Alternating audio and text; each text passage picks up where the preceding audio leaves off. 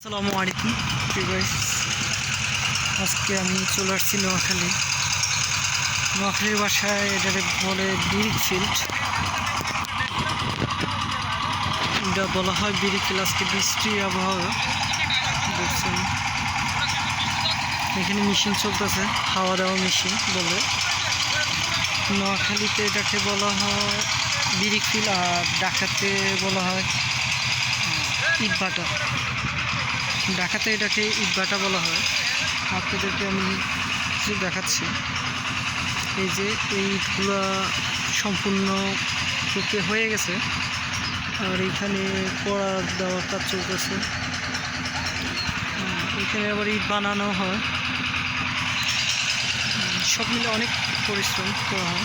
এখানে আবার এগুলা কড়া দেওয়া শেষ, এটা আরও সম্পূর্ণ শেষ হয় নাই, আরও বাকি আছে, তারপরে শেষ করবে।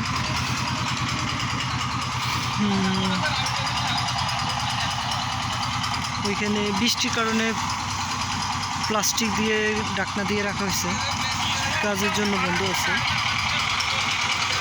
পরিবেশটা দেখে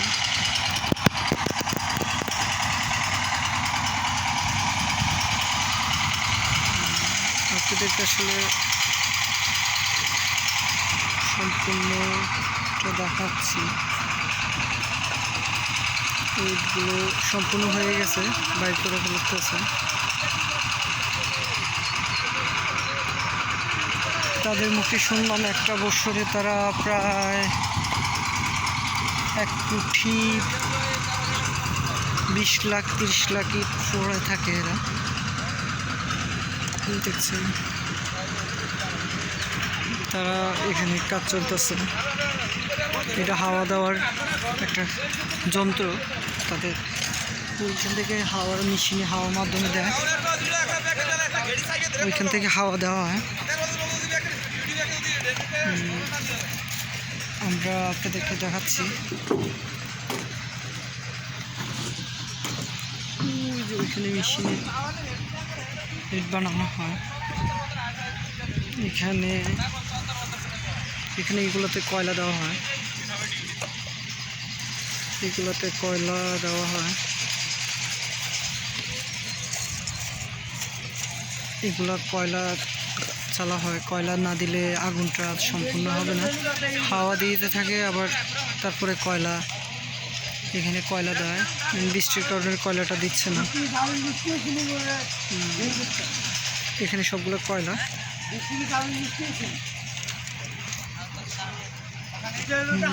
আবার ওইখানে একটা রাইস মিল আছে, ওটা রাইস মিল।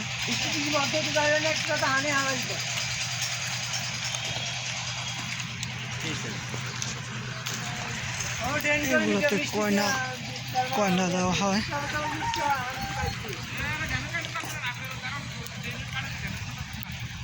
বৃষ্টি হচ্ছে তাই আপনাদেরকে, ওইখানে আবার মেশিন ফিট করানো আছে।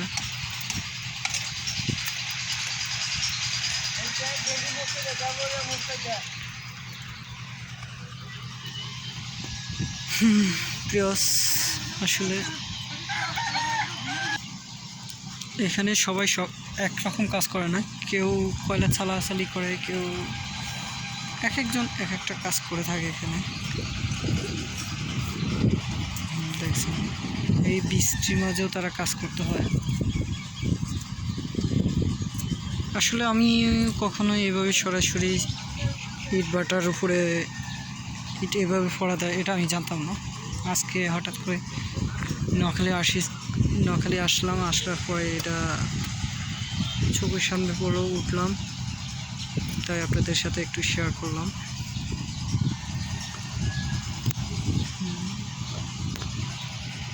আকাশের ভিউটা দেখেন, মেঘলা আকাশ। আমি আসলে গ্রামে আসছিলাম অন্য একটা কাজে, তার আমার কিছু ইট লাগছিল, তাই এখানে আসা।